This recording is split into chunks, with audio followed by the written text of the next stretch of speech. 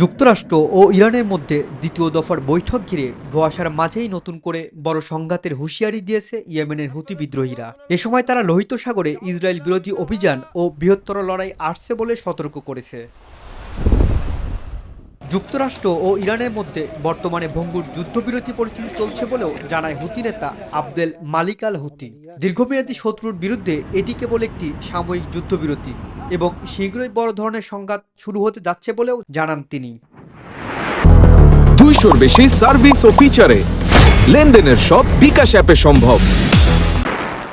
হুতিদের এই নেতা হুঁশিয়ারি দিয়ে বলেন, গাজা যুদ্ধের মতো আবারও লোহিত সাগরের গুরুত্বপূর্ণ নৌপথগুলো অবরুদ্ধ করা হবে। এতে বিশ্লেষকরা আশঙ্কা করছেন, হুতিরা বৈশ্বিক পণ্য পরিবহনের অন্যতম প্রধান নৌরুট বাবেল মান্দেব প্রণালী অবরোধ করতে চাইছে। অর্থনীতিবিদরা জানায়, এমনটা ঘটলে বিশ্ব অর্থনীতি ভঙ্গুর অবস্থায় চলে যাবে, যেখানে বাবেল মান্দেব প্রণালী বৈশ্বিক বাণিজ্যের প্রায় 12% নিয়ন্ত্রণ করে। এতে পণ্য পরিবহন খরচ বহুগুণ বেড়ে যাবে, বিঘ্নিত হবে জ্বালানি তেল ও প্রাকৃতিক গ্যাস সরবরাহে। এতে চলমান যুদ্ধের উত্তেজনার মাঝেই নতুন করে আবারও বড় ধরনের সংঘাতের আশঙ্কা তৈরি হচ্ছে। রনি আহমেদ, নিউজ 24।